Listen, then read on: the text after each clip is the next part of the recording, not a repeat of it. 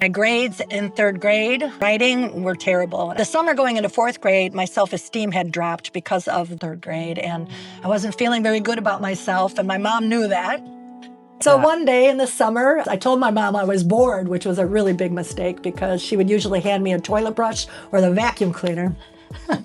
But that day, she went into a closet and handed me a wooden jewelry box. And I said, "What do you want me to do with that?" Because I wasn't a jewelry kind of girl.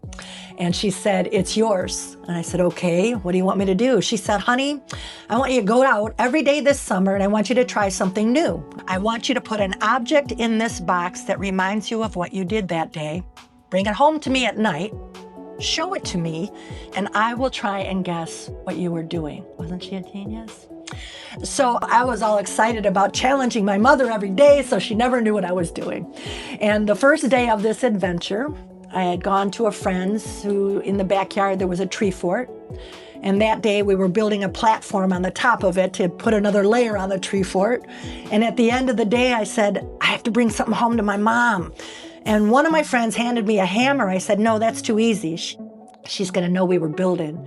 And another friend handed me a nail. I said, "No, we need something different." And one of the other friends reached up into the trees and grabbed a pine cone because we were in pine trees and said, "Put that in the box."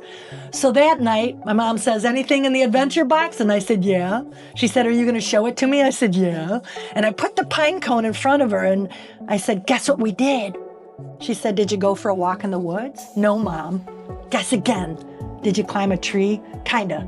"Not really." "Guess again." And my brilliant mother said, "Oh, I don't know, honey. Why don't you tell me the story?" Now, I'm 9 years old, right? Right. I tell her the story of everything that happened that day, and she said, "Oh, that was a wonderful story."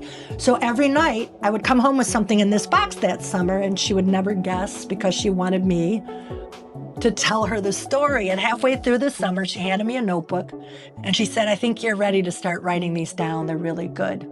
And I didn't have Mrs. Benson to worry about, my third grade teacher. So I started writing those stories down. And when I entered fourth grade, I had the box in one hand and the notebook in the other. My fourth grade teacher, Mrs. Stebbins, was an amazing and wonderful teacher. And I said, "I'm a writer."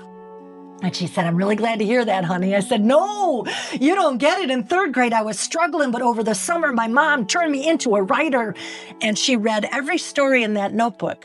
She came back to me and said, "You are a good writer." So as a little girl, I was really lucky to be influenced by a mother who was caring and knowledgeable and knew what to do with her rambunctious little girl to get her to focus on writing.